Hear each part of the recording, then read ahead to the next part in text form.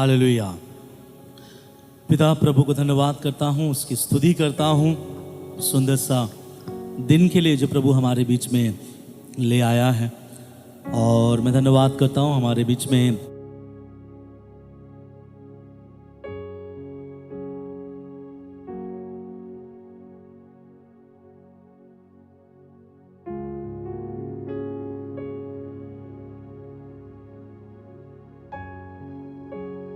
एक साथ बैठकर प्रभु की महिमा और प्रशंसा करने के लिए प्रभु ने एक अवसर दिया, इसलिए मैं प्रभु को धन्यवाद करता हूँ। हालेलुया। एक वचन हम निकालें और सीधा हम प्रभु के मनन में जाए, आज के संदेश में हम जाए। निर्गमन का किताब उसका 40 अध्याय और उसका पहले हम 34 वचन हम पढ़ें। निर्गमन उसका 40 अध्याय उसका 34 से लेकर 38 तक हम निकाल कर हम पढ़ लीजिएगा। निर्गमन 40 अध्याय उसका 34 से लेकर 38। बंगाली में बोलते हैं, मुझे लगता है यात्रा, है ना। बाइबल का दूसरा किताब उसका 40 अध्याय 34 से लेकर 38। पढ़िए उसमें क्या लिखा है। तब बादल मिलाप वाले तंबू पर छा गया और यहोवा का तेज निवास स्थान में भर गया, और बादल मिलाप वाले तंबू पर ठहर गया और यहोवा का तेज निवास स्थान में भर गया। इस कारण मूसा उसमें प्रवेश ना कर सका। इस्राएलियों की सारी यात्रा में ऐसा होता था कि जब जब वह बादल निवास के ऊपर से उठ जाता तब तब वे कूच करते थे, और यदि वह ना उठता तो जिस दिन वह ना उठता था उस दिन वे कूच नहीं करते थे। इस्राएल के घराने की सारी यात्रा में दिन को तो यहोवा का बादल निवास पर और रात का उसी बादल में आग उन सभी को दिखाई दिया करती थी। Praise the Lord. निर्गमन 40 अध्याय उसके 34 से लेकर 38 तक हम पढ़े। और सबसे पहला 34 वचन में ऐसा लिखा गया है, तब बादल मिलाप वाले तंबू पर छा गया और यहोवा का तेज निवास स्थान में भर गया। यहाँ जो वचन लिखा हुआ है इसको बहुत विशेष रीति से समझने के लिए कोशिश कीजिएगा कि ये हमारे जीवन के लिए लाभदायक होगा। निर्गमन का किताब उसका 40 अध्याय उसका 34 वचन में लिखा गया है कि एक बड़ा बादल मिलाप वाले तंबू पर छा गया। ये मिलाप वाला तंबू कौन सा तंबू है? इसको इंग्लिश में बोलता है मीटिंग प्लेस, जहां पर परमेश्वर और परमेश्वर के लोग मिलते हैं, जहां परमेश्वर अपने लोगों से मुलाकात करता है, उसी को कहा जाता है मिलाप वाला तंबू। इसका दूसरा एक नाम है निवास स्थान। सब बोलिए निवास स्थान। निवास स्थान का अंग्रेजी वर्ड है टैबरनेकल, जो हमारे कलीसिया का नाम है रिवाइवल टैबरनेकल। तो टैबरनेकल का मतलब यह है, ये एक निवास स्थान है जहां परमेश्वर निवास करना चाहता है। तो परमेश्वर ने अपने लिए एक निवास स्थान बनाया जहां परमेश्वर रह सके, अपने लोगों से मुलाकात कर सके, अपने लोगों की प्रार्थना सुन सके, और इससे भी बड़ी बात यह है अपने लोगों के संग संग चल सके। मेरा और आपका परमेश्वर एक ऐसा परमेश्वर है, वो आपके साथ रहने में उनको ज़्यादा इंटरेस्ट है। वो आपके साथ रहना चाहता है, वो आपसे अलग रहना कभी नहीं चाहता। इसलिए याद रखिएगा, यहोवा परमेश्वर एक ऐसा परमेश्वर है जो मनुष्य के साथ रहना उनको पसंद है। आपकी संगति उसे भाता है।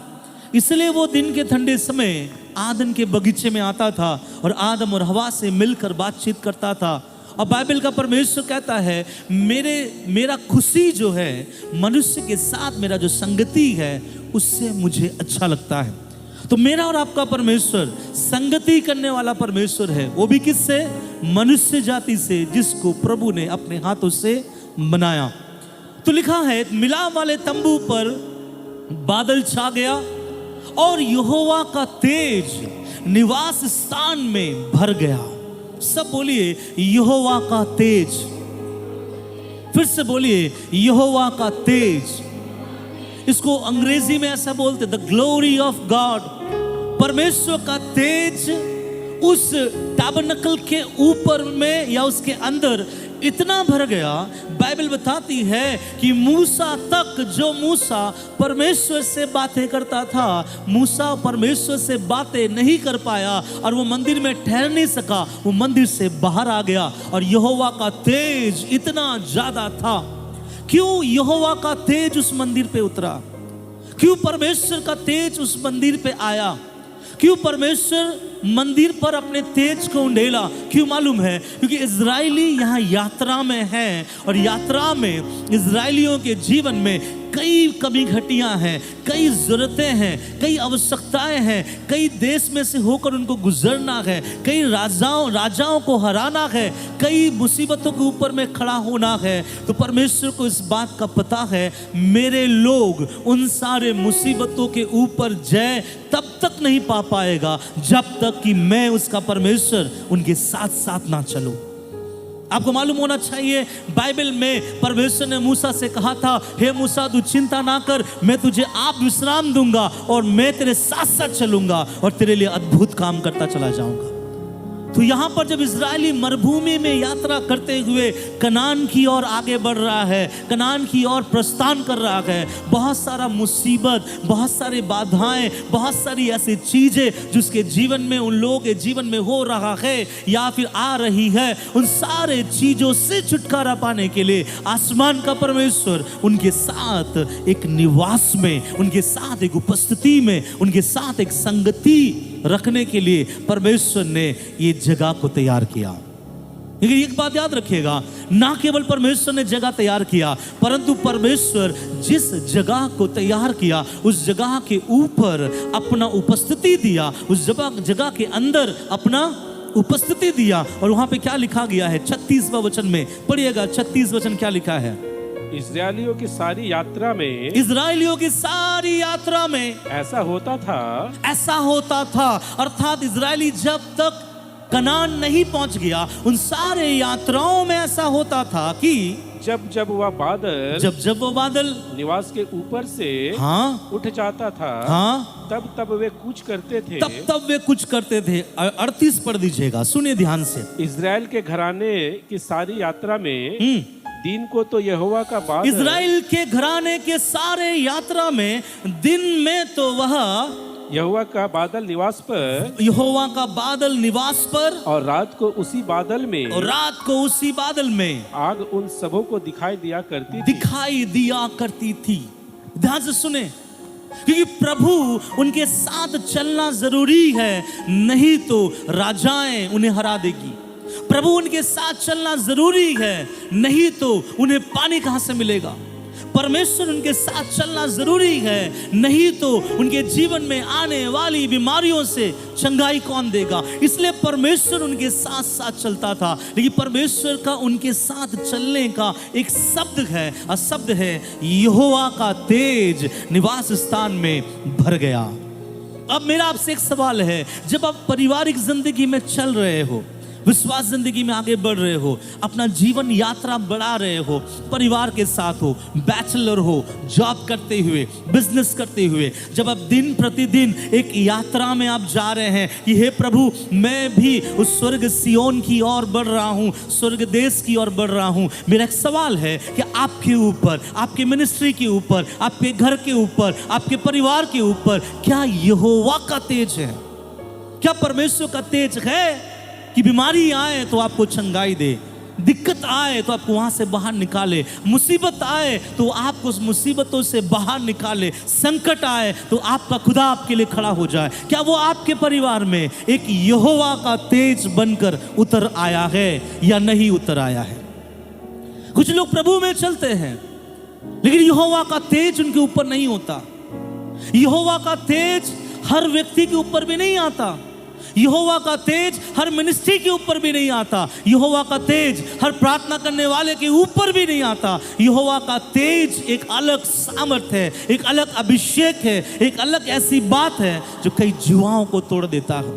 अगर आपके जीवन में यहोवा का तेज होगा, आपके परिवार में यहोवा का तेज होगा, आपके जीवन में यहोवा का तेज होगा, वो यहोवा का तेज आपको मरुभूमि पर विदाउट एनी रुपीज, बिना दाम का आपको 40 साल चलाने का सामर्थ रखता है।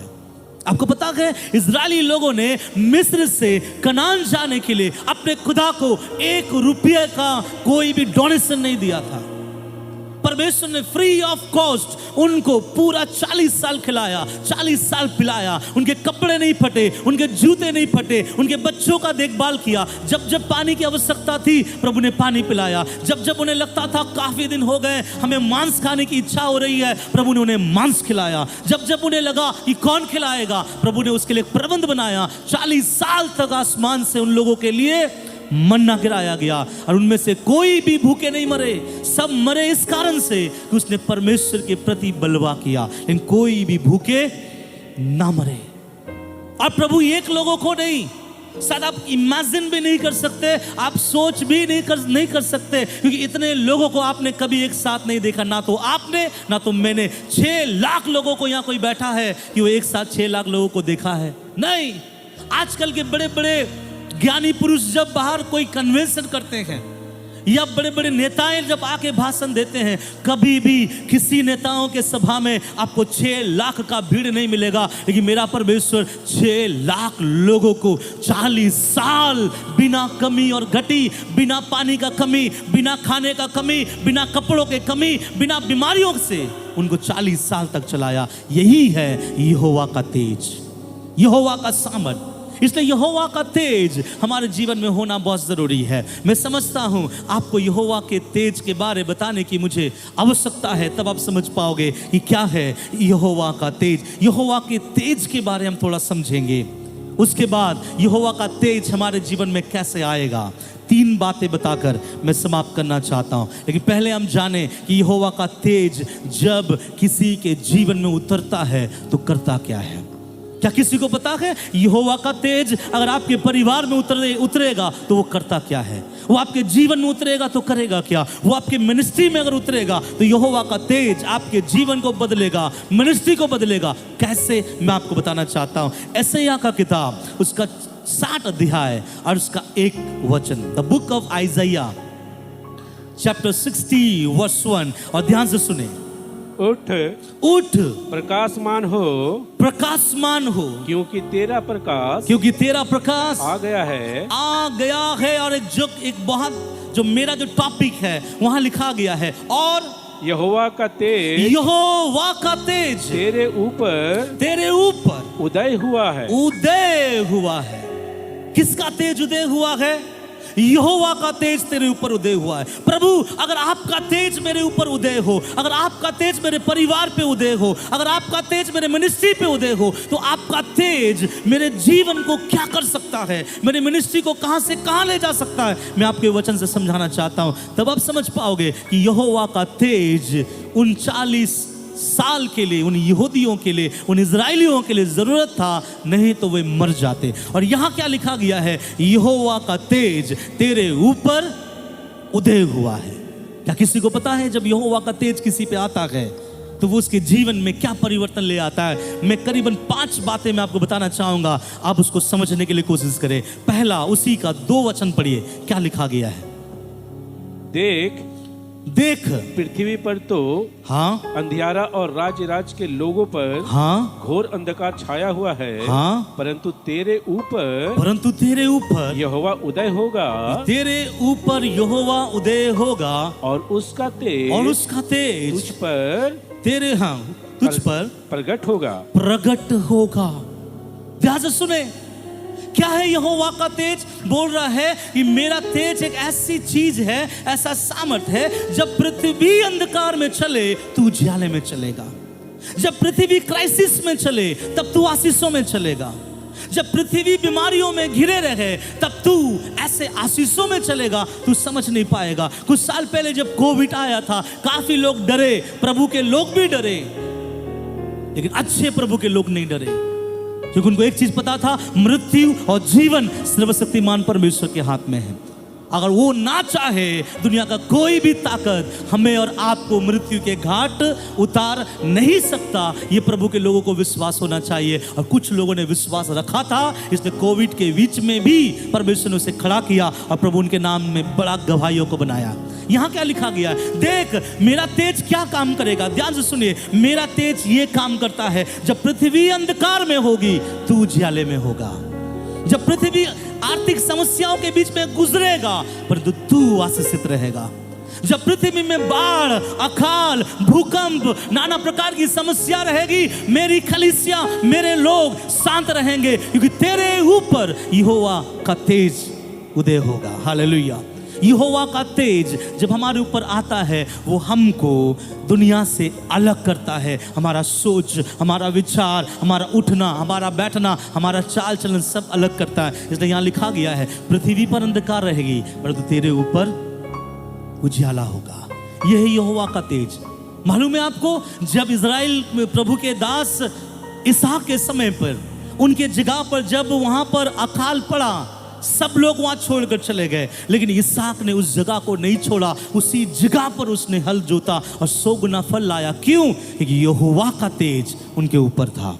अगर आपके ऊपर यहोवा का तेज है, मैं कई सारे लोगों को बोलता हूं, कोई लोग कहता है खड़गपुर में पैसा नहीं है, भारत में पैसा नहीं है, बाहर जाकर पैसे कमाएंगे तो बहुत पैसा होगा। ये मेरा विश्वास है, ये मेरा पर्सनल विश्वास है। पैसा सब जगह है, खुदा है तो आपके साथ पैसा है।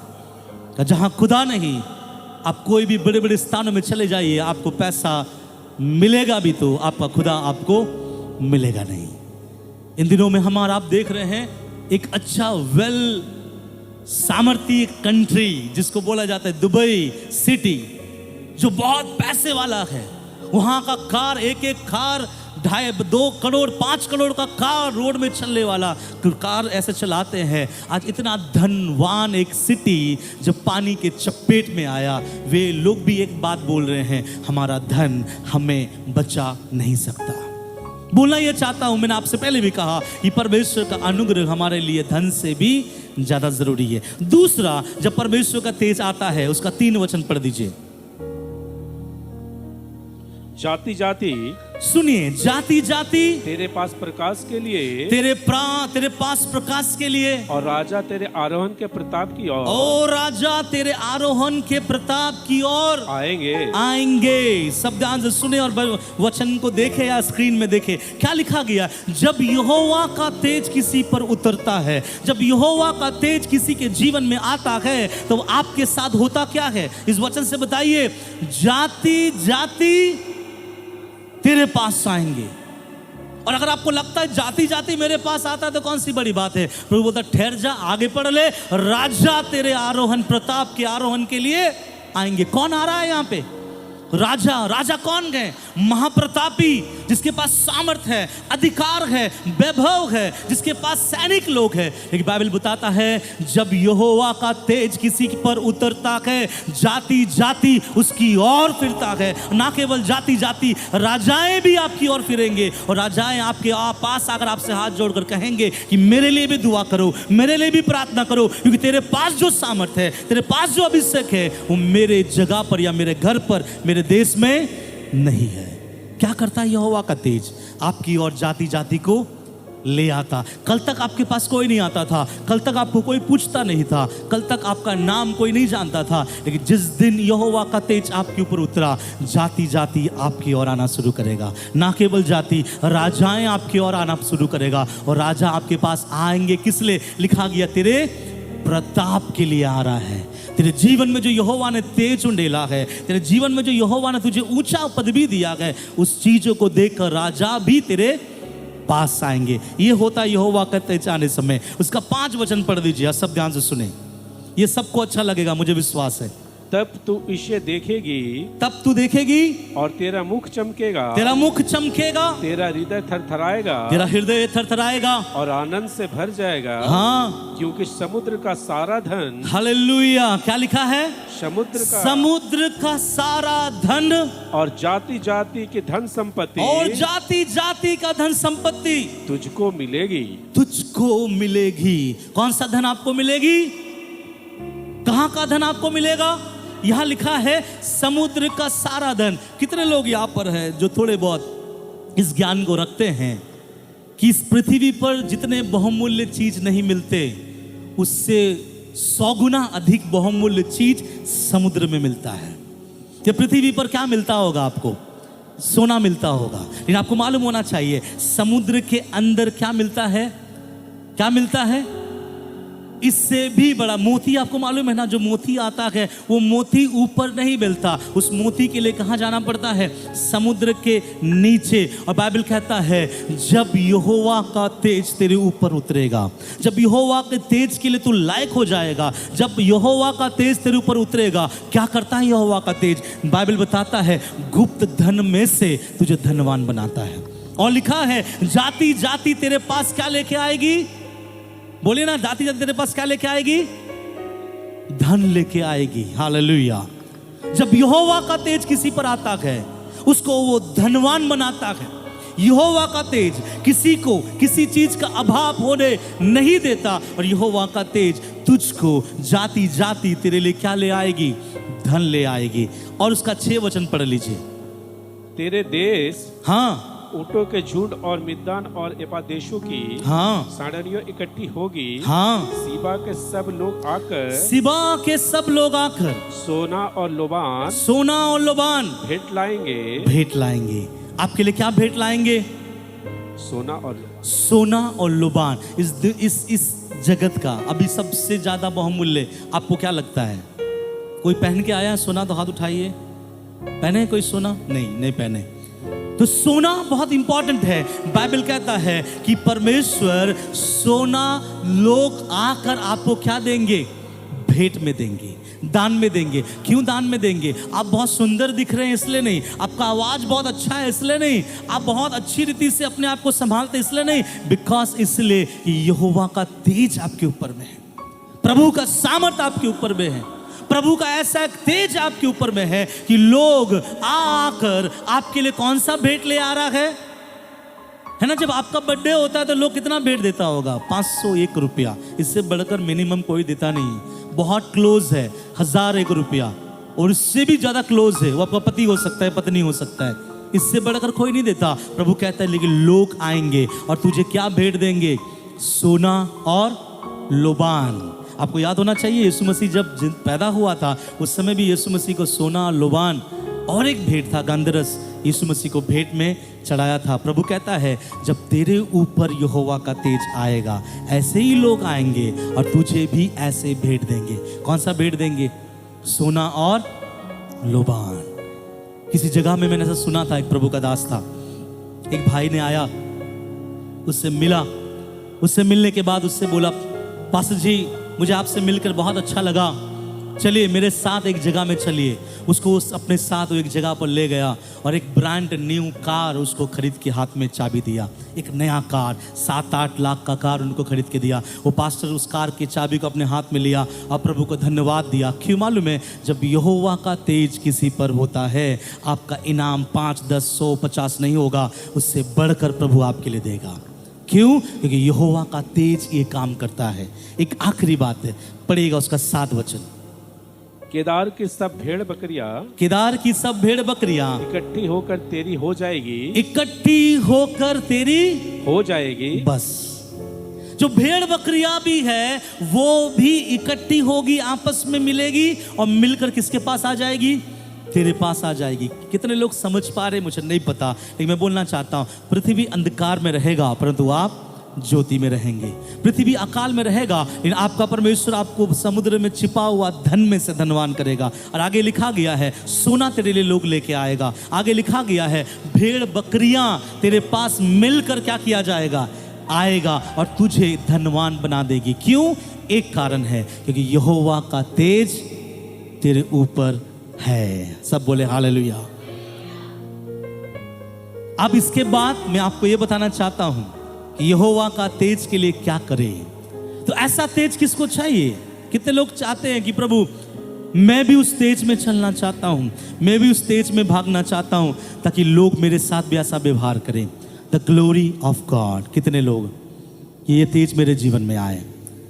मैं आपको 3 बातें बताऊंगा। कितने बातें बताऊंगा, 3 बातें। खत्म, आज का संदेश खत्म, हम घर जाके आराम कर सकते हैं। अब बड़े ध्यान से सुनिए कि यहोवा का तेज हमारे जीवन में आने के लिए, क्योंकि जब यहोवा का तेज इज़राइल के ऊपर आया था, लिखा गया है 40 साल तक परमेश्वर ने उनको खिलाया, 40 साल तक परमेश्वर चलाया, 40 साल तक परमेश्वर ने चंगाई दिया, 40 साल तक उनके कपड़े नहीं फटे, 40 साल तक परमेश्वर ने उनका देख रेख किया, और 40 साल तक इजरायली जिन जिन देश के ऊपर आक्रमण करता था, उन सारे देश के ऊपर प्रभु उनको जयवंत करता था। क्यों? क्योंकि उनके ऊपर यहोवा का तेज था।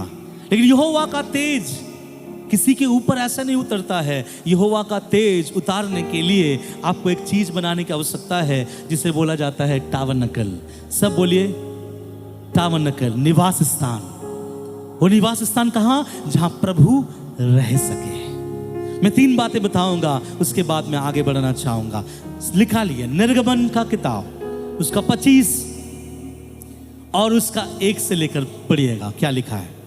यहोवा ने मूसा से कहा, यहोवा ने मूसा से कहा, इस्राएलियों से यह कहना, इजराइलियों से यहाँ कहना कि मेरे लिए भेंट लाए, मेरे लिए भेंट लाए, जितने अपनी इच्छा से देना चाहे, जितने अपनी इच्छा से देना चाहे, उन्हीं सबों से मेरी भेंट लेना, उन्हीं सबों से मेरी भेंट लेना। आगे, और जिन जिन वस्तुओं की भेंट उनसे लेनी है, जिन जिन वस्तुओं की भेंट लेनी है, वे ये हैं, वो ऐसे ऐसी चीजों का नाम है, जैसे सोना, सोना, चांदी, चांदी, पीतल, पीतल, नीले, हाँ, बैंगनी और लाल रंग का कपड़ा, बैजनी और लाल रंग का कपड़ा, सूक्ष्म सनी का कपड़ा, सूक्ष्म सनी का कपड़ा, बकरी का बाल, बकरी का बाल, और भी बहुत सारी बातें। आप घर जाकर पढ़ लीजिएगा कि प्रभु ने उनसे क्या क्या चीजों को मांगा। ध्यान से सुनिए। जब हम बात करते हैं यहोवा का तेज, लेकिन यहोवा का तेज उतरने के लिए, यहोवा का तेज का सामर्थ्य आप महसूस करने के लिए, यहोवा का तेज आपके जीवन में असर करने से पहले आपको कुछ चीजों की करने की आवश्यकता है। इसलिए प्रभु ने, परमेश्वर ने मूसा से एक बात कहा। उसका 25 का 1 में लिखा है, यहोवा ने मूसा से कहा। आप विश्वास करते हैं कि परमेश्वर बात करता है? कितने विश्वास करते हैं परमेश्वर बात करता है? सुने ना सुने बात की बात है, लेकिन परमेश्वर बात करता है। तो परमेश्वर ने मूसा से बात किया। क्यों बात कर रहा है? क्योंकि परमेश्वर को कुछ चीज बनाना है। क्या बनाना है? निवास स्थान बनाना है। किसका? परमेश्वर का। तो परमेश्वर ने उनको बोला, क्या बोला? लिखा गया है, फिर से 1 और 2 वचन पढ़ दीजिएगा। यहोवा ने मूसा से कहा, यहोवा ने मूसा से कहा, इस्राएलियों से यह कहना, इजराइलियों से यह कहना। किससे कहना? इस्राएलियों से, सब बोले इजराइलियों से यह कहना, मेरे लिए भेंट लाए, मेरे लिए क्या लाए? भेंट लाए। बस मैं ये रुकना चाहता हूं।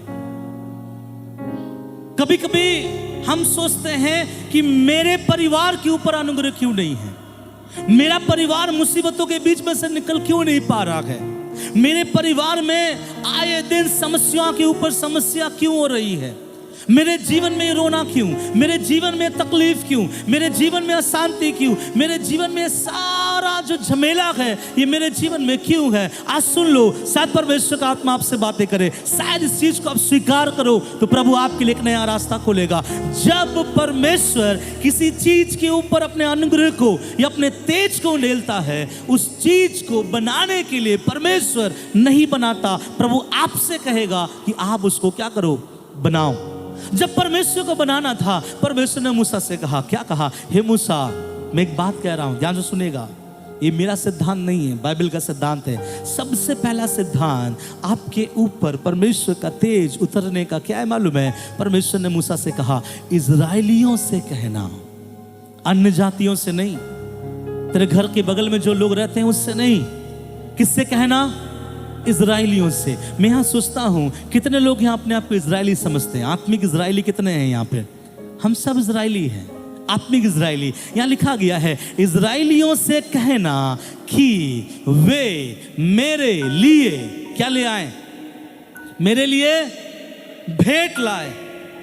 और उसके साथ और भी कुछ बात जोड़ा गया। क्या जोड़ा गया? जितने अपनी इच्छा से देना चाहे उन्हीं सबों से भेंट लेना। जो अपनी इच्छा से भेंट ना दे उनसे भेंट ना लेना। इसका मतलब प्रभु आपके पैसे से ज्यादा आपकी इच्छाओं को देखने वाला परमेश्वर है।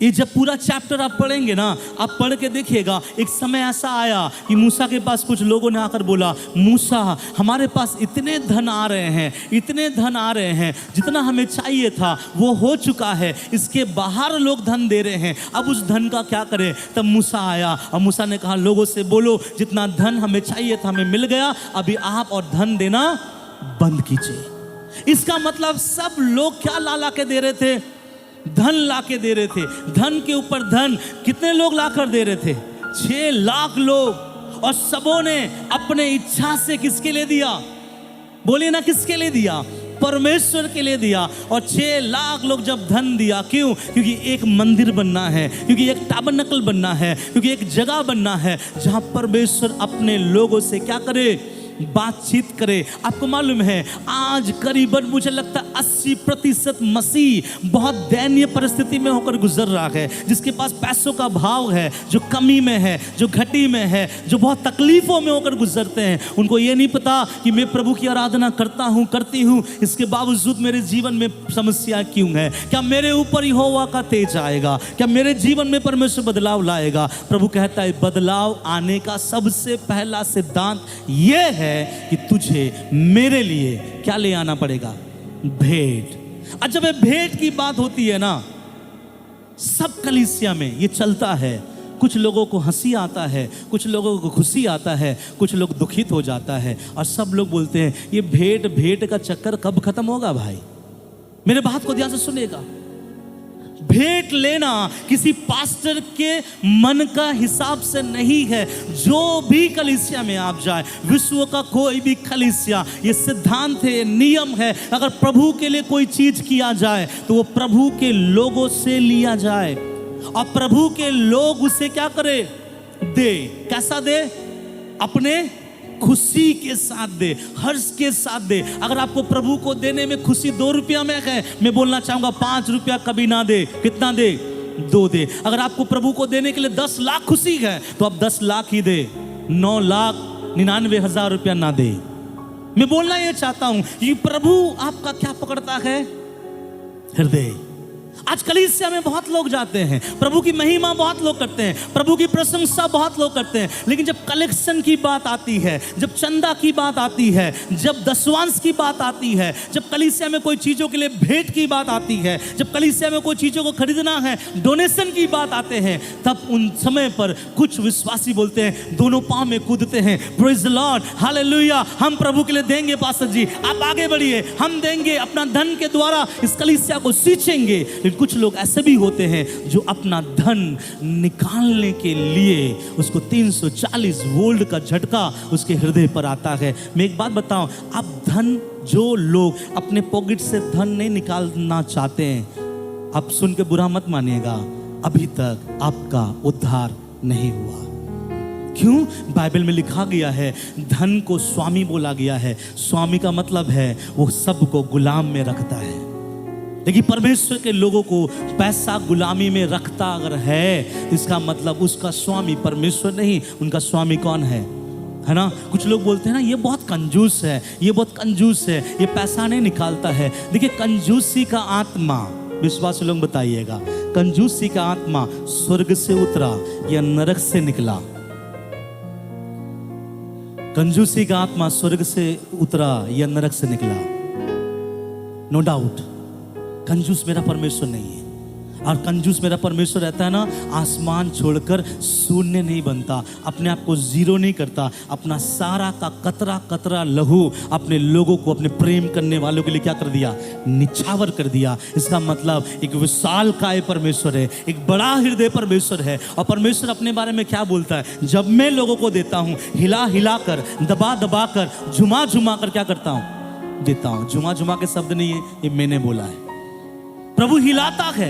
आप में से कोई माँ, यहाँ बहन लोग ऐसे होंगे, जब अपने घर में आप चावल या चीनी या दाल किसी कंटेनर में अगर आप डालते हैं, जब वो कंटेनर फुल हो जाता है, अब उसको क्या करते हैं, हिलाते हैं और उसको फिर डालते हैं। प्रभु कहता है मैं भी ऐसा देता हूँ। लेकिन अगर प्रभु के बच्चे देने में कंजूसी करे, इसका मतलब ये है कि उसको अभी तक उसके जीवन में उद्धार नहीं है। भैया अगर उद्धार नहीं आया है, आप प्रभु को देने के लिए कंजूसी कर रहे हो, तो ये भूल जाना कि यहोवा का तेज आपके परिवार में उंडे ले जाएगा। यहोवा का तेज केवल किसके लिए मालूम है? किसके लिए है यहोवा का तेज? वो व्यक्ति जो परमेश्वर के लिए अपने सो इच्छा से क्या करे, भेंट लेकर आए। मैं नहीं कहता, यहां पे बोला गया है इजरायलियों से कहना कि वे मेरे लिए क्या लाए, भेंट लाए। और कैसी लाए? जितने इच्छा से देना चाहे उन्हीं सबों से मेरी भेंट ले आना। आपको मालूम है भेंट देना आराधना है? कितनों को मालूम है भेंट देना आराधना है? जिसको मालूम है सच में हाथ उठाओ, जिसको नहीं मालूम हाथ मत उठाओ। भेंट देना इट्स एक आराधना है। आराधना क्या है? हम ताली बजा के प्रभु को महिमा देते हैं। वैसा ही है जब हम परमेश्वर को क्या देते हैं, भेंट देते हैं। और ये भेंट जब हम देते हैं, परमेश्वर उस समय हमारे जीवन को बदलता है। क्यों बदलता है? क्योंकि परमेश्वर चाहता है मेरी कलीसिया, मेरे लोग, मेरी जरूरतों को कौन पूरा करे? बोले ना, कौन पूरा करे? कुछ लोग बोलते हैं हम क्यों देंगे, पास्टर जी करेगा। हम लोग बोलते हैं ना कभी कभी, देखिए चर्च में ये चीज़ लगाना है तो आप लोग प्रार्थना कीजिए। एक्चुअल में ये मसीही सिद्धांत है। ये मसीही लोग ऐसा बोलते हैं। मसीही लोग डायरेक्ट नहीं कहता है, क्या बोलते हैं? दीजिए हमको। मसीही लोग ऐसा नहीं बोलता। मसीही लोग कैसा बोलता है? थोड़ा टेक्निकली, स्पिरिचुअली इसे बोलता है। कैसा बोलता है? हम प्रार्थना करेंगे कि हमारे कलीसिया में इन चीज़ों की क्या है, आवश्यकता है। इसका मतलब विश्वासियों को इस चीज़ को मालूम होना चाहिए कि प्रार्थना के बारे में अगर पास्टर बोल रहा है, इसका मतलब कलीसिया में ये चीज़ चाहिए। अगर कुछ लोग बोलते हैं हम क्यों देंगे, पास्टर संभालेगा, ऐसे लोगों से बोलना चाहता हूँ, फिर तो ये कलीसिया का पास्टर का हो गया। लेकिन अगर हम बोलते कलीसिया मेरा है, तो कलीसिया मेरा है मतलब कलीसिया के सारे लोगों को क्या देना है? बोलिए ना। अगर कलीसिया आपका है, कलीसिया प्राइवेट है नहीं। आप ट्रेन में जाते हैं, देखिए ट्रेन में गंदा रहता है, कभी कोई साफ करता है? यहाँ पे घर के कोने में मैला गिरा हुआ है, माँ बाप कोई भी बच्चा साफ करेगा कि नहीं करेगा? क्यों? क्योंकि वो आपका घर है। अगर कलीसिया में भी लोग आते हैं, ध्यान से सुनिए, कलीसिया में भी लोग लाते हैं, ये बाइबल का सिद्धांत है कि मेरे लिए तुम क्या लेके आओ, भेंट लाओ। कितने लोगों को भेंट देना अच्छा लगता है और कितने लोगों को भेंट लेना अच्छा लगता है? इंडिया के लोगों के पास में ना फावड़ा है। फावड़ा समझते हैं आप? इंडिया के लोगों के पास कुदाल है। कुदाल का शेप कैसा है? ऐसा है, मेरे पास आए, है ना, मेरे पास आए। लेकिन अमेरिका में लोगों के पास कुदाल यूज नहीं करता, वहाँ बेलचा यूज करते हैं। और बेलचा कैसे रहता है? तेरे पास जा, तेरे पास जा। इसलिए भारतवर्ष के लोग ब्लेस्ड नहीं है। इसलिए भारतवर्ष के कलीसिया के लोग आशीषित नहीं है।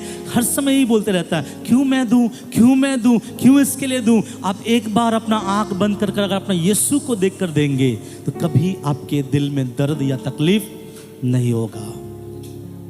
एक बार एक प्रभु के दास को किसी ने 10 श्वास दिया, ऐसा 10 श्वास लेके आए, बोले पास्टर जी ये 10 श्वास आपके लिए है। वो बहन उससे घर में गई, पास्टर ने प्रार्थना किया, प्रभु ये बहन ने 10 श्वास दिया, इसको आशीषित कीजिए। बहन 10 श्वास देकर बहन यहाँ से चली गई। पास्टर 10 श्वास रख कर पास्टर यहाँ से निकला, लेकिन दोनों रास्ता एक ही जगह पे जाके मिलता है। तो ये पास्टर जब यहाँ से गया, वहाँ पे कुछ कलीसिया के छोटे छोटे विश्वासी बच्चे वहाँ पे पास्टर को मिल गया, और वो बहन यहाँ से घूम ही रही थी। तो उस पास्टर बच्ची लोग देखकर पास्टर ने बोला, अरे बच्चे लोग तुम लोग यहाँ पे? हाँ पास्टर जी हम लोग यहाँ पे, चलो चलो चलो चलो आओ हम तुमको गुपचुप खिलाएंगे। और पास्टर ने उसको क्या खिलाना शुरू किया? गुपचुप, जिसको हम लोग बोलते गोलगप्पा, खिलाना शुरू किया। और जो 10 श्वास देकर अभी थोड़े देर में निकली थी, वो बहन दूर में खड़ा होकर ऐसा देख रही थी, बहुत देर तक देखी और चली गई। दूसरा दिन ये चीज वायरल हो गया और लोगों को बोलने लगा मेरे 10 श्वास के पैसे से पास्टर लड़कियों को गुपचुप खिलाता है। क्या बोला? कितने लोग बोलते हैं मैं कलीसिया में 10 श्वास देता हूं, मैं कल देख के आया। देखिए अगर आप 10 श्वास देकर बोलते हैं मैंने 10 श्वास दिया, इसका मतलब वो पैसा चर्च के पेटी में गिर तो गया, लेकिन आपसे दिल से निकला नहीं। अगर निकला नहीं तो परमेश्वर कभी भी उसको आशीषित नहीं देगा। इसलिए चर्च में कोई भी चीज डोनेट करने के बाद, चर्च में कोई भी चीज देने के बाद ये ना बोले ब्रदर वो जो पीछे वाला पंखा है ना, हाँ री बहुत सुंदर है, मैंने दिया।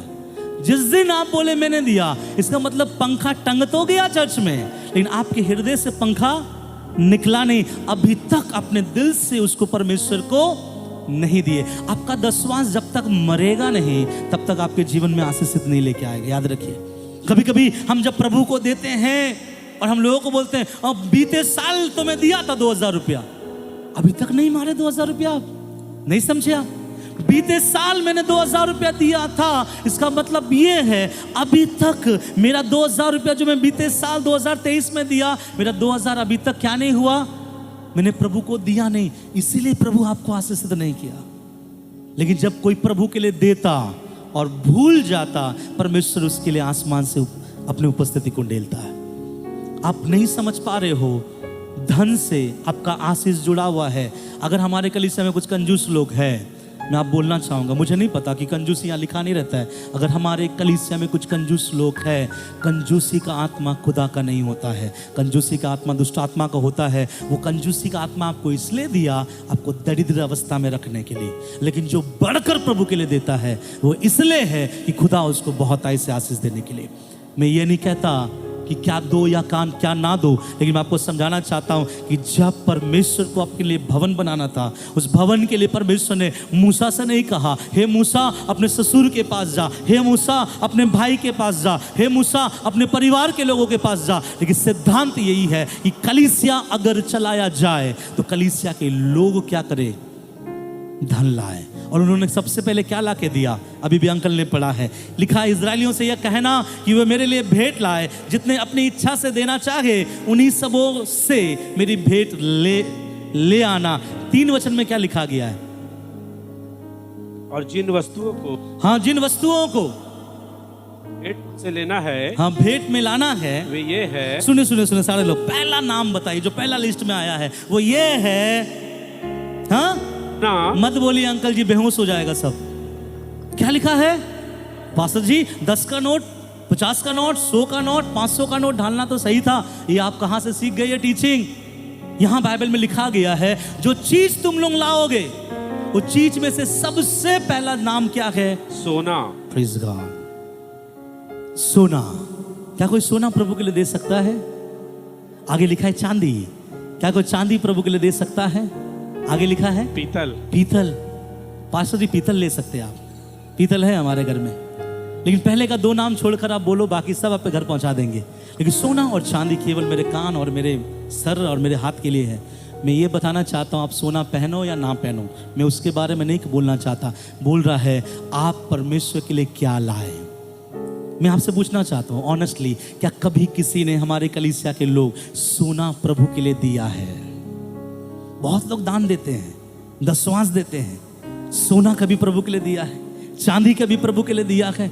पीतल प्रभु के लिए दिया है? बहुमूल्य चीज प्रभु के लिए दिया है। लेकिन प्रभु बोल रहा है कि तेरे उस टाबरनकल के ऊपर, तेरे उस जगह के ऊपर मेरा तेज तब उतरेगा, तब वहां पे घेरेगा जब तू अपने पैसे में से मुझे क्या करेगा, ला के देगा। तब आप बोलोगे पास्टर जी वहां पे तो पैसा नहीं था। मैं भी कहता हूँ उस समय पैसा नहीं था, लेकिन उन्होंने बेस्ट ऑफ द बेस्ट दिया। मैं बोलना ये चाहता हूँ, कितने आशीषित होना चाहते हैं?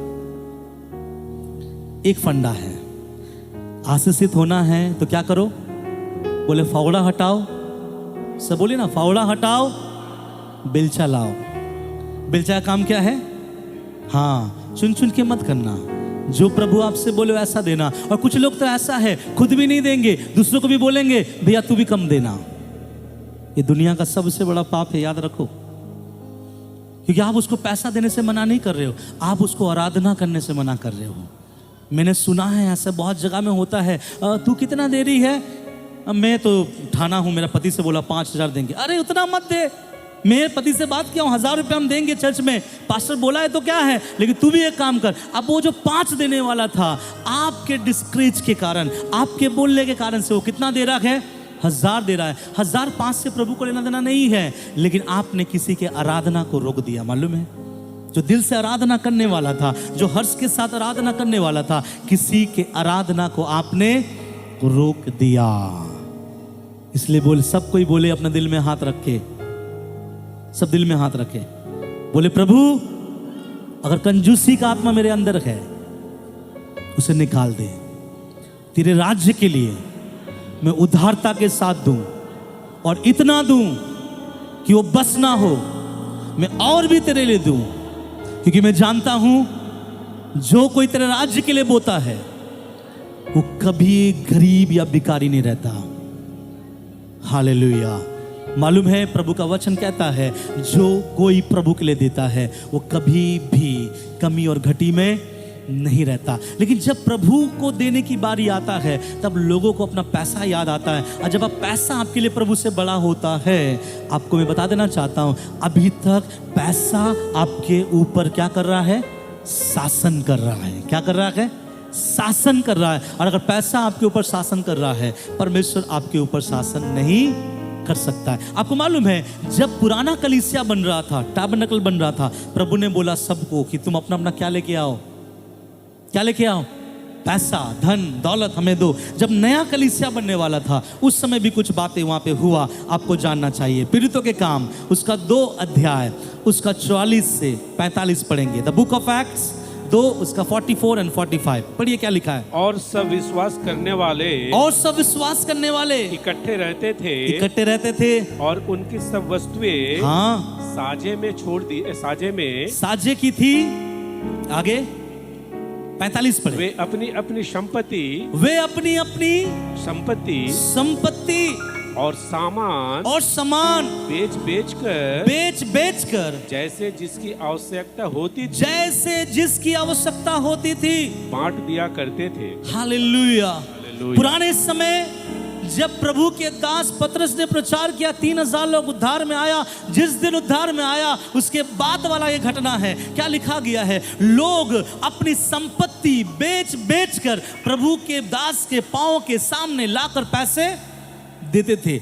ये सोना नहीं था, ये चांदी नहीं था, ये दशवांश नहीं था, ये डोनेशन नहीं था, बल्कि अपने जिंदगी का पूरा कमाया हुआ धन दौलत सारा बेचकर प्रभु के दासों के हाथ में पांव में दे दिया करता था। और एक ही बात के लिए, परमेश्वर के राज्य के लिए इस्तेमाल करो, प्रभु के सेवा के लिए इस्तेमाल करो, प्रभु के लिए सेवा के लिए इसको आगे बढ़ो। आपको एक बात बताऊं, मैं सच्ची बात आपको बताऊं, आप लोगों को इसके बारे में एहसास नहीं है। और मेरा प्रार्थना है कि प्रभु हमारे इंडिया के हर एक कलीसिया के विश्वासियों को इस बात का एहसास हो। मैं एक बात पूछना चाहता हूं, कोई भी कलीसिया में, ध्यान से सुनिएगा, कोई भी कलीसिया के लोग कलीसिया में दान देता है, कलीसिया में दशवांश देता है, कलीसिया के लिए सब कुछ करता है, लेकिन थोड़ा सोचे, थोड़ा विचारे, क्या कोई भी कलीसिया के लोग एक्स्ट्रा कुछ पैसा लेकर प्रभु के दास के हाथ में कभी देता है क्या?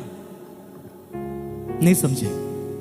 कलीसिया के लोग हर महीना दशवांश देंगे, कलीसिया के लोग हर संडे दान देंगे, कलीसिया के लोग कलीसिया के लिए सब कुछ करेंगे, लेकिन क्या कोई भी कलीसिया में ऐसा होता है कि वो कलीसिया के दास के हाथ में जाकर एक लिफाफा दे और बोले पास्टर जी ये ना तो दशवांश है, ना तो ये कलीसिया का भेंट है, ना तो ये कलीसिया के मेंटेनेंस के लिए पैसा है, ये लिफाफा केवल आपके लिए है? नहीं करते लोग ऐसा, क्योंकि लोग बहुत स्टैंडर्ड है, लोग बढ़ चुके हैं, लोग एकदम अपने आप को ऐसा बना लिए हैं, दशवांश देंगे, दान देंगे, ये करेंगे। मैं बोलना चाहता हूं, लेकिन पुराने समय के कलीसिया के लोग ऐसा नहीं थे। अपना पूरा पैसा बेचकर प्रभु के दासों के हाथ में देते थे और कहता था कि प्रभु के दास आप प्रभु की सेवकाई में खर्च करें। मुझे बोल के बहुत खराब लगता है, प्रभु के कुछ दास लोग के बारे में जब सुनता हूं, जब वो गांव-गांव में सेवा करता है, मुझे फ़ोन आता है, सर मैं यहाँ सेवा कर रहा हूँ, प्रार्थना कीजिए मेरे लिए। क्या बोलते प्रार्थना करने समय? प्रार्थना कीजिए सर मेरे यहाँ पर एक फ़ैन नहीं है और ये कमी है, ये घटी है, प्रार्थना कीजिए। मैंने आपसे पहले कहा था प्रभु के लोग डायरेक्टली नहीं मांगते, वो केवल आपसे इतना कहेंगे प्रार्थना करें। और जब वो मुझसे ऐसा कहते हैं तब मैं इस बात को मेरी वाइफ के साथ मैं बातें करते रहता हूँ कि काश हमारे कलीसिया में इतना होता, काश हमारे कलीसिया में इतना होता कि वो पैसा हम प्रभु के सेवकाई के लिए उनको देते, उनको अलग करते। लेकिन अगर कलीसिया के लोग अपने हाथ को मोड़ दे, कलीसिया बढ़ेगा नहीं, सुकड़ जाएगा। कलीसिया के सेवक बढ़ नहीं पाएंगे, कलीसिया मुरझा जाएगा। क्योंकि कलीसिया बढ़ने के लिए, कलीसिया आगे बढ़ने के लिए किस चीज़ की आवश्यकता है? धन चाहिए। बिना धन का अगर आपका परिवार नहीं जीता तो कलीसिया कैसे जिएगा? मैं आप में से जो लोग कामकाज करते हैं, मैं आपको बोलूंगा आज के बाद अपना काम छोड़ दो, प्रभु आपके परिवार को संभाल लेगा। आप क्या बोलोगे? नहीं पास्टर जी मैं कामकाज करूंगा ताकि मैं परिवार को क्या कर सकूं। तो अगर आपके परिवार में पैसा बिना नहीं चलता है तो प्रभु के राज्य में सेवा करने वाले प्रभु के दास बिना पैसे कैसे चलेंगे? इसलिए मैं कभी कभी बोलता हूं, उन लोगों से मैं कहता हूं प्रार्थना करो मेरे लिए कि परमेश्वर मेरे जीवन में अनुग्रह करे। हालेलुया। ताकि मैं दूं। मैं हर समय कुछ कुछ लोगों से मैं कहता रहता हूं कि एक दिन प्रभु ऐसा कर कि ये कलीसिया कम से कम 10 पास्टर लोगों को सपोर्ट कर सके। 10 पास्टर जो गांव में सेवा करता हो, शहर में सेवा करता हो, हम उसको बोले आप जाओ आज सेवा करो, लेकिन पीछे से हम आपके लिए एक धन देंगे, वो आपके और आपके परिवार के लिए होना चाहिए। लेकिन हम कब कर पाएंगे? जब कलीसिया उसके लिए हाथ बढ़ाएगा। लेकिन आज कलीसिया किस जगह पे मालूम है? हम इतना क्यों दे, इतना क्या करेंगे? प्रभु के राज्य के लिए इतना देना जरूरी नहीं है, लेकिन अगर प्रभु के लोग दे तभी तो टाबरनेकल बनेगा। जब प्रभु के लोग नहीं देगा तो क्या बनेगा या नहीं बनेगा? हालेलुया। और जो प्रभु के लिए देता है परमेश्वर उसके लिए काम करता है। देखिए आगे क्या लिखा गया है। जो लोग देते थे, 4:34 पढ़िए, 4:34 जल्दी से। उनमें कोई भी दरिद्र ना था, क्योंकि जिनके पास भूमि- हेलो, सब बोले उनमें कोई भी दरिद्र ना था। क्यों दरिद्र नहीं था मालूम है? उनमें से कोई भी दरिद्र क्यों नहीं था? आगे लिखा है क्योंकि वो अपना पैसा LIC में लगाते थे। आगे लिखा है क्योंकि वो अपना पैसा बिटकॉइन में लगाते थे। आगे लिखा हुआ है वहाँ पे, अंकल के बाइबल में है या नहीं मुझे नहीं पता, यहाँ लिखा हुआ है क्योंकि वो अपना पैसा ड्रीम 11 में लगाते थे। अंकल क्यों वो दरिद्र नहीं था? पढ़िए। क्योंकि जिनके पास भूमि या घर थे वे उनको बेच बेच कर हाँ बिकी हुई वस्तुओं का दाम लाते और उससे प्रेरितों के पांव पर रखते थे। ये पॉसिबल है? ये कैसे हो सकता है? लिखा गया है उनमें से कोई भी दरिद्र नहीं था। कारण क्या दे रहा है? क्योंकि वो अपना सारा पैसा लाकर प्रभु के दासों के हाथ में, पांव में रख देते थे। अगर वो अपना सारा पैसा लाके प्रभु के दासों के पांव में रख देते थे, फिर वो दरिद्र कैसा नहीं होगा? दरिद्र तो हो गया ना। लेकिन बाइबल बोलता है परमेश्वर के राज्य का सिद्धांत उल्टा है, हमारे यहाँ का जैसा नहीं है। हम प्रभु को कैसा देते मालूम है? कल के बारे में सोच के। हम प्रभु को आज के बारे सोचकर कभी नहीं देते हैं। यहाँ लिखा गया है वे दरिद्र इसलिए नहीं थे क्योंकि वो प्रभु को क्या करते थे? अपना सामान लाकर, थोड़ा नहीं परंतु बहुत लाकर देते थे। मेरा एक सवाल है, आप प्रभु को कैसे देते हो? आप प्रभु को किस हिसाब से देते हो? बाइबल में लिखा गया है जिस नाप से तू देता है ना बेटी, जिस नाप से तू देता है ना बेटा, वही नाप मैं मेरे पास भी रखता हूं। जैसा तू देगा वैसा मैं तुझे दूंगा। याद रखिएगा, अगर आपको ब्लेस्ड होना है तो आप प्रभु में और भी आशीषित होना चाहिए। मैं और एक बार आप लोग आप हाथ देखना चाहता हूं और मैं कुछ विशेष बात बोलना चाहता हूं। ये मेरे प्रचार में नहीं था, ये वचन मैं अलग से बताऊंगा। कितने लोग चाहते हैं कि मैं आशीषित हो जाऊं? हाथ उठाए, केवल उनके लिए। जल्दी से निकालिए उत्पत्ति का किताब उसका 12वां अध्याय, जल्दी। उत्पत्ति का किताब उसका 12वां अध्याय,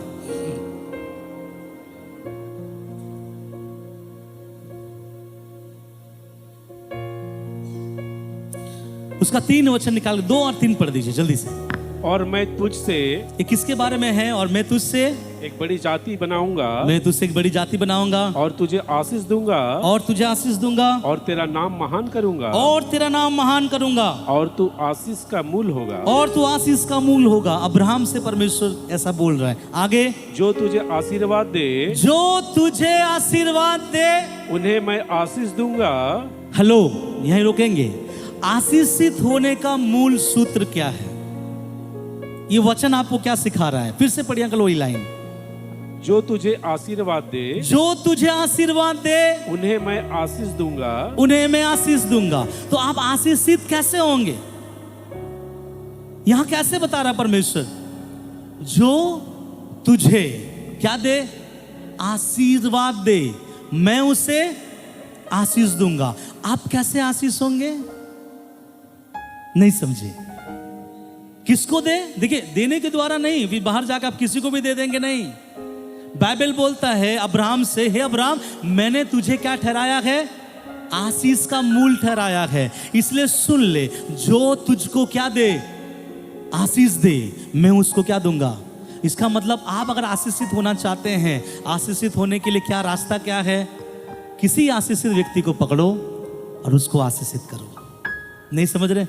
किसी प्रभु के जन को पकड़ो, कोई आशीषित व्यक्ति जो आपके नजर में वो आशीषित है, प्रभु का जन है, प्रभु का भक्त है, जो प्रभु ने उसको आशीषित व्यक्ति बनाया है, उसको पकड़ो और उसको क्या करो, उनको आशीषित करो। कैसे आशीषित करो? किसके द्वारा? किसी भी चीज के द्वारा। और आप बोले किसी भी चीज के द्वारा, पास्टर जी मेरे घर में एक पान पत्ता पड़ा हुआ था इसलिए मैं उसको दे दिया।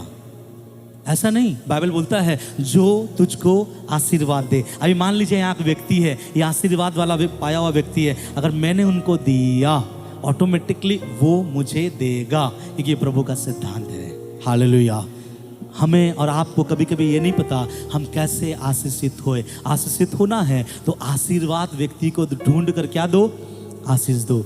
और प्रभु के लिए जब हम देते हैं परमेश्वर काम करता है। और लिखा गया उनमें से कोई भी दरिद्र नहीं था। हालेलुया। मैं बोलना चाहूँगा आप लोग दुआ करें और पैसों के ऊपर, अगर पैसा आपके ऊपर शासन करता है, उस शासन से आप क्या करो, बाहर आओ और प्रभु से बोलो, प्रभु कहीं और के लिए मैं कंजूसी अगर कर लूँ तो चलेगा, अपना कपड़ा खरीदने के लिए कंजूसी करूँ तो चलेगा, कुछ चीज़ खरीदने के लिए कंजूसी करूँ तो चलेगा, लेकिन तेरे राज्य के बारे में जब भी बात आए मेरे अंदर कोई भी कंजूसी का आत्मा काम ना करे। आपको पता है जब हमारे चर्च में एक बेड नहीं था, हम लोग यही बोलते थे प्रार्थना करे, प्रार्थना करे, प्रार्थना करे। इसका मतलब मसीह लोग डायरेक्टली मांगता नहीं है, मसीह लोग प्रार्थना बोलता है। लेकिन एक बहन के मन में प्रभु ने काम किया। एक बहन ने बोला हमको लेना है चर्च के लिए, और हम लोग गए और हम लोग जाकर 30-35 हज़ार वाले या 40 हज़ार वाले हम लोग देख रहे थे। फिर ऐसा हुआ कि उससे बेहतर जब दिखाई दिया, हम लोग को बोला गया एक और बाजा है जो 80,000 रुपये का है। फिर हम लोगों ने डिसाइड क्या किया, हम 80,000 वाला लेंगे, क्योंकि हम किसके लिए लेने वाले हैं, किसके लिए लेने वाले हैं, परमेश्वर के लिए। जब आप परमेश्वर के लिए लेते हैं दी बेस्ट आप लोगे ना, प्रभु कहता है कि जो मुझे आशीषित करेगा मैं उसको आशीषित करूंगा। अभी एक बात मैं आपको बताऊं, चलिए अब्राहम हमको नहीं मिलता, लेकिन एक आशीषित व्यक्ति अगर नहीं मिलता, आपको ये तो मालूम होना चाहिए कि कलीसिया को चलाने वाला परमेश्वर सबसे बड़ा आशीषित व्यक्ति है। अगर वो है तो जब आप कलीसिया को आशीर्वाद दोगे, जब आप कलीसिया में लाके दोगे, आपका परमेश्वर कहता है जो आशीर्वाद लोगों को आशीष देता है मैं उसके जीवन को क्या करता हूं, आशीषित करूंगा। यह आशीष का मूल है। लेकिन जो नहीं देता परमेश्वर उसको आशीषित नहीं कर पाता। ये आपके बाइबल के पहले पन्ने पे लिख के रखो कि पास्टर जी ने मुझे बताया था आज के दिन। नहीं हो पाएंगे आप आशीष। आशीष होने का एक चीज ये है, मेरे लोगों को जाकर बोल मेरे लिए क्या ले, भेंट दे। कितने लोग भेंट देने के लिए तैयार हैं? मैं फिर से दान लूं, ये गाना फिर से, भाई लोग आ जाओ तो गाना गाएंगे, फिर से गाना गाएंगे और देखेंगे कि दान पेटी खाली करके फिर से मैं दान लूं। आप बोलोगे नहीं ऐसा नहीं होना चाहिए, मैं फिर से दान लेने वाला नहीं हूं। लेकिन एक चीज याद रखो, जब भी परमेश्वर के लिए देना हो दो। आप दोगे और देने के पीछे आपका क्या है, आशीष छुपा। आप बोले हम खाने के लिए क्यों देंगे, क्योंकि परमेश्वर के राज्य में है। आप बोलेंगे पहनने के लिए क्यों देंगे, क्योंकि परमेश्वर के राज्य में है। आप बोलेंगे करने के लिए क्यों देंगे, वो परमेश्वर के राज्य के लिए। और एक बात आप इस वचन के साथ में आप बता दूं, आपको मालूम होना चाहिए हमारे चर्च के सबसे आखिरी सप्ताह का ऑफरिंग क्या करते मालूम है हम लोग? वो ऑफरिंग हम लोग चर्च में किसी और चीज़ के लिए कभी खर्च नहीं करते हैं। ये ऑफरिंग, आज का जो ऑफरिंग उठाया गया है, ये पूरा ऑफरिंग, पूरा पैसा अंकल के हाथ में जाता है और उसको हम लोग मिशनरी फंड बोलकर अलग रखते हैं। आप पूछ सकते हैं अपने हमारे अंकल को क्यों, क्योंकि प्रभु इसी पैसा से हम किसी सेवक को क्या करें, हेल्प करें। मैं बोलना नहीं चाहता, लेकिन उड़ीसा में एक प्रभु का दास को कुछ तकलीफ हुआ था, कुछ समस्या आया था, इसी पैसे से हम लोग उसको हेल्प किया। मैंने आप लोगों से नहीं मांगा। क्यों? अगर हमारे पास पैसा होगा हम प्रभु के राज्य के लिए और आगे बढ़ सकते हैं। इसलिए प्रभु के लिए जब भी दो, दिल खोल के दो। एक नया एक क्या बोलेंगे, पहला सिद्धांत है। दूसरी बात में हम आएंगे, निर्गमन 40 का 9 पढ़ेगा। निर्गमन उसका 40 अध्याय उसका 9 वचन। और अभिषेक का तेल लेकर, और अभिषेक का तेल लेकर निवास का, सुनिए थोड़ा रुकिए, वहां पे उंगली रखिएगा। यहां प्रभु ने कहा भेंट दे, लाल कपड़ा, बैजनी कपड़ा, बाबुल का लकड़ी, पीतल, सोना, चांदी ले आ। सब लोगों ने ले आया और सब लोग ले आने के बाद एक मंदिर बनकर तैयार हो गया, अर्थात एक टाबरनकल बनकर तैयार हो गया। जब टाबरनकल बन के तैयार हो गया तब दूसरा चीज जो यहाँ पे परमेश्वर ने बोला करने के लिए क्या लिखा गया, हाँ, और अभिषेक का तेल और निवास का, हाँ, और जो कुछ उसमें होगा, और जो कुछ उसमें होगा सब कुछ का अभिषेक करना, सब कुछ का अभिषेक करना, और सारे सामान समेत उसको पवित्र करना, तब वह पवित्र ठहरेगा। सब मेरे पीछे बोलिए, सब चीज को पवित्र करना।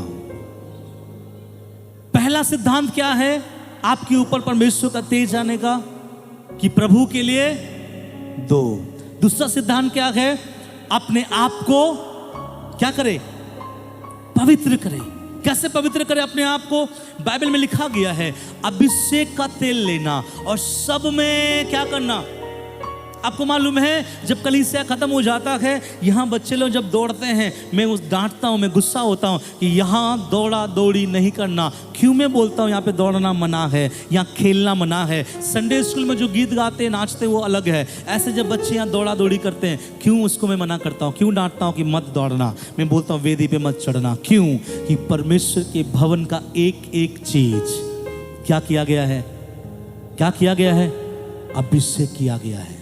और अभिषेक इसलिए किया गया है क्योंकि अगर भवन के अंदर का एक भी चीज अपवित्र हुआ, वो पवित्र परमेश्वर उतरेगा नहीं, वो पवित्र परमेश्वर काम करेगा नहीं। इसलिए परमेश्वर ने बोला मूसा से कि मेरे लोगों से बोलो कि भवन के एक एक चीज। इसलिए जब भी हमारे कलीसिया में कोई चीज आता है, जब कीबोर्ड आया उसके प्रभु के लिए अलग किया, जब साउंड सिस्टम आया प्रभु के लिए अलग किया, जब ये माइक्रोफोन आया प्रभु के लिए अलग किया, जब लाइट्स आया प्रभु के लिए अलग किया। कल एक नया फैन लिए, वो फैन को भी मैं कल रात प्रभु के हाथों में सौंप कर उसको प्रभु के लिए अलग किया। इसका मतलब इसको प्रभु के लिए सेट अपार्ट किया, मतलब प्रभु के लिए अलग किया। आज के बाद अगर इस्तेमाल होगा तो केवल और केवल किसके लिए इस्तेमाल होगा? प्रभु के लिए। तो मैं बोलना चाहता हूं, जब हम प्रभु का तेज अपने ऊपर में चाहते हैं, प्रभु एक चीज देखना चाहेगा, आपके सारे चीजों में पवित्रता देखना चाहता है प्रभु। आपके प्रार्थना में, आपके भेंट में, आपकी आराधना में, आपके मिनिस्ट्री में, आपके गीतों में, आपके रिलेशनशिप में, आपके हर एक क्षेत्र में प्रभु क्या देखना चाहेगा? पवित्रता। और पवित्रता परमेश्वर नहीं, आपको खुद अपने आप को करना पड़ेगा। और जब आप पवित्र करोगे, याद रखना, उसके बाद परमेश्वर डिसाइड करेगा कि आपके ऊपर अपना तेज उंडेलेगा। तो अपने आप को कैसा रखना है? पवित्र। कैसे रखेंगे पवित्र? कोई ऐसा मिलता है क्या पानी वगैरह? कोई लोग बोलेगा पास्टर जी मैं एक बोतल पानी लेके आऊँगा, प्रार्थना करके दे दीजिए। हर दिन उसको नहाने वाला डिब्बा में एक एक बोतल डाल के अब मैं नहाते रहूँगा तो मैं क्या बन जाऊँगा? पवित्र। ऐसा पवित्र नहीं बनते हैं। कैसा पवित्र बनेंगे? बोलिए ना। मुझे कुछ करके दिखाने का इच्छा है, लेकिन हाथ में माइक्रोफोन है, मैं दिखा नहीं सकता। आजकल क्या होता है मालूम है कलीसिया में? ध्यान से सुनो। गिटार वाला गिटार बजा रहा है, ठीक है? गिटार वाला क्या बजा रहा है? गिटार बजा रहा है और गीत ऐसे गा रहा है, सिर्फ तेरे लिए यीशु तेरे लिए। ये गीत चल रहा है और क्या बजा रहा है? गिटार। और पूरे कलीसिया के लोग आंसुओं के साथ हाथों को उठाकर ऐसे कर रहा है। लेकिन जो भाई गिटार बजा रहा है, वहां बगल में एक लड़की खड़ी है, सिर्फ तेरे लिए यीशु तेरे लिए। हंसी आ रहा है ना आप लोगों को? ये होता है। एक दूसरे को देखकर बोलिए ये होता है। नहीं मुझे नहीं, एक दूसरे को देखकर बोले ना होता है। मैंने देखा कई लोग, कई भाई, कई बहन यूथ मीटिंग में गए एक स्पेशल सॉन्ग गाने के लिए। स्पेशल सॉन्ग गा तो लिए, एक स्पेशल लड़के को भी अपने घर लेके आ गए। तो मैं बोलना चाहता हूं, पवित्र है। क्या बोल रहे? पवित्र है। पवित्र मतलब क्या? हमारा सोच, हमारा विचार, हमारा बोली, हमारा देखना, हमारा उठना, सब कुछ क्या होना चाहिए? पवित्र। जब मैं शादी नहीं किया था तब मैं कुमारा था। अब बोलोगे ये कौन सी बात है? मैं बोलना चाह रहा हूँ, जब मैं शादी नहीं किया था मैं भी जवान था ना। मैं भी बहुत लोगों के बीच में घुसा, मुझे भी बहुत ऑफर आए, मुझे भी बहुत लोगों ने लेटर लिखकर भेजा, मुझे लंबा लंबा मैसेजेस आता था, आई लव यू, ये वो। बहुत कुछ आता था। मैं सच बताना चाहता हूँ आपको, मैं ये बातें क्यों बोलना चाह रहा था। अपने जवानी को संभाल के रखा। अब मैंने बोला प्रभु तेरी मर्जी मेरे जीवन में पूरी हो, प्रभु के लिए समर्पित किया, प्रभु के लिए दिया। और जब ये गीत में ये गीत जब भी गाता हूँ, और सच माने केवल उसके लिए गाता हूँ, सिर्फ तेरे लिए, किसी के लिए नहीं। मैं बोलना ही चाहता हूँ पवित्र बनो। अब पवित्र बने सब बोलेंगे, लोग सोचेंगे जवान भाई बहनों को बोला जा रहा है, नहीं, सबको बोला जा रहा है। सबके अंदर पवित्रता क्या होता है, खत्म हो जाता है। जब हम मार्केट में जाते हैं ना, 10 रुपये का नोट देते हैं, चीज हुआ था 12 रुपये का, हम जब 10 का देते हैं तब वहाँ से 8 रुपये हमें आपस देता है, ये समझकर कि हमने उसको कितने का नोट दिया, 20 का, और वो 8 रुपये अपने जेब में रख कर, और हम गाते गाते आते धन्यवाद धन्यवाद। तो प्रभु कहेगा बेटा तेरा पवित्रता 8 रुपया में क्या हो गया, बिक गया। मेरी बात समझिएगा, जब आप प्रभु को दशवांश देते हैं, बी होली। जब आप भेंट देते हैं, पवित्र बने। जब आप आराधना करते हैं, पवित्र बने। जब आप सेवा करते हैं, पवित्र बने। जब आप बातचीत करते हैं, पवित्र बने। जब आप प्रचार करते हैं, पवित्र बने। कभी भी आप पवित्रता अगर हमारे अंदर आया, प्रभु का आओ तेज हमारे ऊपर आने से रुक जाएगा। इसलिए पवित्र बने। और कैसे बने, इसका लिस्ट में अगर बताऊं तो बहुत समय लगेगा, लेकिन इतना जानो, जो आपके खुदा को नहीं पसंद वो आप बिल्कुल मत करना। जिस दिन आप किए, क्या होगा, आप बोलोगे क्या होगा पास्टर जी, मैं बोलूँगा कुछ नहीं होगा, लेकिन आपके जीवन से कुछ ऐसी बातें हट जाएगी जो आप रो कर भी तड़पते रह जाओगे, दोबारा आपके ज़िंदगी में वापस नहीं आएगा। एक आखिरी बात, क्या चाहिए प्रभु हमारे ऊपर तेज उतारने के लिए। निर्गमन 25 का 9 वचन पढ़िए। जो कुछ हाँ मैं तुझे दिखाता हूँ, जो कुछ मैं तुझे दिखाता हूँ, अर्थात निवास स्थान और उसके सब सामान का नमूना उसी के अनुसार तुम लोग उसे बनाना। सब बोले हालेलुया हालेलुया। कैसे बनना,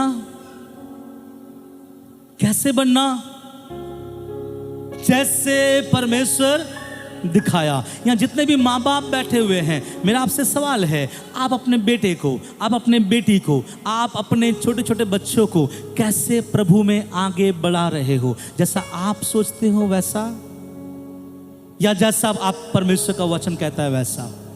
इसलिए मैं बोलता हूँ आप में से सब माँ बाप को अपने बच्चों को यहाँ संडे स्कूल में भेजें, ताकि वो परमेश्वर का वचन सीखे। अगर आप संडे स्कूल में भेजते हैं, अकॉर्डिंग टू द बाइबल है। अगर आप नहीं भेजते हैं, अकॉर्डिंग टू योर माइंड है।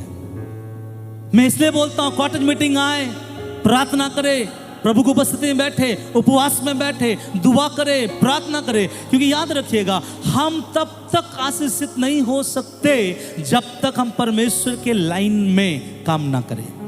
चाहे वो सास हो, ससुर हो, दामाद हो, बहू हो, लड़का हो, लड़की हो, दादी हो, दादा हो, कोई भी क्यों ना हो, बाइबल कहता है जैसा मैंने तुझे बताया है वैसा ही तू निवास स्थान बनाना है। अब मैं आप लोगों से पूछना चाह रहा हूँ, आप अपनी जिंदगी को ऐसा बना रहे हो क्या जैसा आपका परमेश्वर आपको बनाने के लिए बोला है? ऐसा बना रहे हो या अपने मर्जी से बना रहे हो? मेरे बात समझ में आ रहा है? कितने लोग यहाँ पे हैं जो परमेश्वर के वचन के मुताबिक अपने आप को बना रहा है, या कितने लोग यहाँ ऐसा है जो अपने बुद्धि के अनुसार जैसा आपको पसंद है वैसा आप अपने आप को बना रहे हो? अगर आप अपने आप को बना रहे हो, आपके घर के ऊपर कभी भी परमेश्वर का तेज नहीं आएगा। केवल तेज किसके घर के ऊपर आता है? जो परमेश्वर की इच्छा अनुसार जैसा प्रभु ने कहा वैसा प्रभु ने कहा वैसा अगर आप बनाओगे, आपके जीवन में आएगा। कभी कभी बहुत लोग मेरे पास आते हैं, मुझे सलाह बहुत लोग देते हैं, पास्टर जी इसको ऐसा कीजिए, इसको ऐसा कीजिए, उसको ऐसा कीजिए। आप में से बहुत लोग आकर देते हैं मुझे सलाह, लेकिन आप देखिएगा आप लोगों का सलाह में से कुछ सलाह कभी कभी आपको दिखेगा, कुछ सलाह आपको दिखेगा नहीं, क्योंकि मैं उन सलाहों को नहीं मानता अगर परमेश्वर मुझे उस सलाह को करने का इजाज़त नहीं देता। जब आप मुझे कुछ बातें बताते हो, मैं प्रभु से पूछता हूँ, प्रभु क्या ये करना ठीक रहेगा? प्रभु जब बोलता है हाँ बेटा इसको कर, तब मैं करता हूँ। अगर प्रभु बोलता नहीं इसे नहीं कर, तो आप में से कोई भी आकर मेरे सामने क्यों ना बोले, मैं उसको कलीसिया में लागू नहीं करूँगा, क्योंकि जब तक परमेश्वर ना कहे। मैं क्यों बोलना चाह रहा ऐसा? क्योंकि कलीसिया ना तो मेरा है, कलीसिया ना तो आपका है, ना तो नए लोग जो आएंगे उसका है। कलीसिया किसका है? परमेश्वर का। और जब परमेश्वर का कलीसिया है, तौर तरीका नियम कानून किसका होना चाहिए? ये तो थोड़ा जीवन में झांको। जब आपका जीवन, आत्मिक जीवन आप अपने बुद्धि से चलाते हो, परमेश्वर का तेज आपके ऊपर नहीं आएगा जब तक आप परमेश्वर के वचन के अनुसार नहीं चलाओगे। और परमेश्वर के वचन के अनुसार चलाना है, इसलिए यहाँ पे प्रभु ने किसी को रखा है जो आपको हर बार प्रभु के वचन के अनुसार चलने के लिए प्रभु कहता है। हालेलुया। सुनिए ध्यान से, मैं 3 उदाहरण देना चाहता हूं। उत्पत्ति में नूह नाम का एक व्यक्ति था। नूह को पहली बार परमेश्वर ने बोला, बेटा एक जहाज तू बना। और जब नूह का जहाज पानी में तैर रहा था, बाइबल बताती है उसका जहाज टूटा नहीं, उसका जहाज कहीं से लीक नहीं हुआ, उसका जहाज तैरता गया और ठीक समय पर जाकर एक पहाड़ पर लटका और ठीक समय पर सब कुछ हुआ। उसका जहाज तहस नहस ना हुआ, परंतु उसी से उसके मतलब नूह के जहाज लकड़ी से बना, लेकिन ऐसा ही एक जहाज बना था जिसको हम टाइटैनिक बोलते हैं, वे डूब गया, वे टूट गया। कारण क्या है? दोनों में फर्क क्या है? नूह का जहाज किसके अनुसार बना था? परमेश्वर। अगर आप बाइबल पढ़ के देखेंगे 6 अध्याय उसके नीचे में पढ़ेंगे, प्रभु ने कहा इस लकड़ी से बनाना, इस चीज को लगाना, इतना भाग होना चाहिए, इतना ऊंचा होना चाहिए, इतना दरवाजा होना चाहिए, इतना खिड़की होना चाहिए। मैं बोलना चाहता हूं, क्यों आप लोगों के जहाज बाढ़ में टूट जाते हैं? पता है, क्योंकि जहाज बना परमेश्वर के नाम का तो था, लेकिन परमेश्वर की आज्ञा से नहीं था। अगर आपका जहाज परमेश्वर के बातों के अनुसार हूबहू अगर बनाया जाएगा, आपका जहाज अगर प्रभु के बातों के अनुसार वह जैसा प्रभु ने कहा है वैसा अगर बनाया जाएगा, आपका जहाज कोई भी बाढ़ या तूफान में नष्ट नहीं होगा। कितने लोग गिदोन को जानते हैं? वो खेला ना करो, हमको भी पता है। हेलो, वो खेला ना करो, हमको भी पता है। कितने लोग आप लोग जानते हैं गिदोन के बारे में? समझते हैं? गिदोन बोलकर एक व्यक्ति था और गिदोन को परमेश्वर ने बोला, गिदोन मिधानियों के विरुद्ध में जाके लड़। जब मिधानियों के विरुद्ध में जाकर गिदोन लड़ने के लिए गया, बाइबल बताती है 1,35,000 मिधानी लोग वहां पर मैदान में खड़े थे। तब गिदोन के पास कितने लोग थे? कितने लोग थे गिदोन के पास? कितना? एक बार ऐसा हुआ, परमेश्वर ने बोला गिदोन को, गिदोन तेरे पास बहुत सारे लोग हैं, इसलिए जाकर अपने लोगों से बोल, जिसको डर लगता है, जिसका पांव थरथराता है, अपना घर चला जा। कितने लोग चला गया मालूम है? 22,000 लोग घर चला गया। अब कितना बचा? 10,000। फिर परमेश्वर ने गिदोन से बोला 10,000 भी बहुत काफी है। गिदोन सोच रहा होगा प्रभु कहाँ काफी है, वो 1,35,000 और हमारे पास 10,000। परमेश्वर बोलता है एक काम करो, उन्हें पानी पिला। और जितने लोग चप्पड़ करके पानी पिए, 300 लोग मिला प्रभु को। 9,700 लोगों को परमेश्वर बोला घर जाने बोलो। कितना लोग? 300। कितने लोगों का सामना करेगा? 1,30,000। कौन जीतेगा? आप बोलोगे पास्टर जी जीतना हारना छोड़िए, इस आंकड़ा सीधा सीधी बताता है 1,30,000 के सामने 300 व्यक्ति कुछ हो ही नहीं सकता। लेकिन आपका आंकड़ा गलत हो जाएगा। प्रभु कहता है, बाइबल में बताता है 300 लोगों ने 1,35,000 के ऊपर जय प्राप्त किया। क्यों किया? गिदोन से अगर जाकर पूछे, गिदोन बोलेगा ब्रदर संजय, एक एक बात प्रभु से लिया और किया, एक एक बात प्रभु से सुना और किया, एक एक बात प्रभु ने जो कहा वैसा किया। मेरा आपसे एक सवाल है, क्या आप भी हर संडे जब आते हैं सुनते हैं और करते हैं या नहीं करते? अगर आप सुनते हैं, करते हैं, सुनते हैं, करते हैं, तो मैं बोलना चाहूँगा आपका शत्रु 1,35,000 है, होना है, होने दो। आप कम उसको हराकर आपस भेजोगे। क्यों? क्योंकि आप कम जरूर है, लेकिन आप किसके सुनते हो? परमेश्वर के। हालेलुया। सब बोले हालेलुया। हम कम हैं, लेकिन हम सुनते किसके हैं? परमेश्वर के। इसलिए हमारे विरुद्ध में अगर 10 करोड़ भी आ जाए, हम जीत पाएंगे, क्योंकि हम सुनते प्रभु का है, उसके अनुसार करते हैं। एक और मैं बताना चाहूँगा, आपको मालूम होना चाहिए बाइबल में ओहोसू नामक एक व्यक्ति था और वो एक जगह पर आया। एरियो नगर पूरा बड़ा सा नगर था। तो होसू वहाँ पर बैठा, होसू से परमेश्वर बातें किया। होसू से बोला, बेटा होसू, इस नगर के चारों ओर तुम लोग सब क्या करना? एक एक बार घूमना 6 दिन तक। 7वां दिन कितने बार घूमना? 7 बार। होसू ने बोला, प्रभु क्या मजाक कर रहे हो, ऐसा कभी होता है क्या?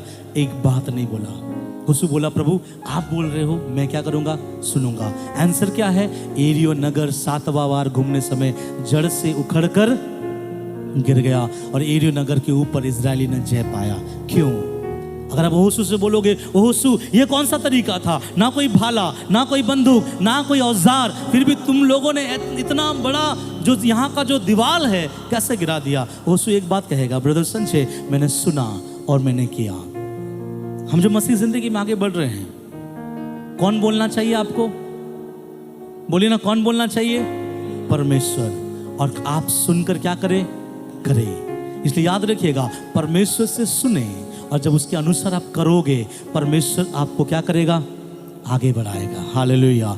और जब ये चीज होगा, मैंने 3 बातें बताया आपके ऊपर तेज उतरने के लिए क्या क्या चीजों की आवश्यकता है। पहला, बोलिए ना, पहला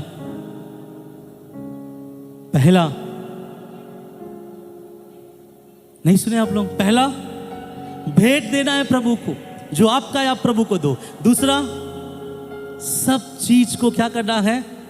पवित्र करना है। तीसरा, जो परमेश्वर चाहता है, परमेश्वर के अनुसार अपने घर को, अपने जीवन को, अपने दिनचर्या बातों को प्रभु के अनुसार बनाना है। हालेलुया। और जब आप बनाओगे तब एक बात पक्का है कि आपके ऊपर क्या आएगा?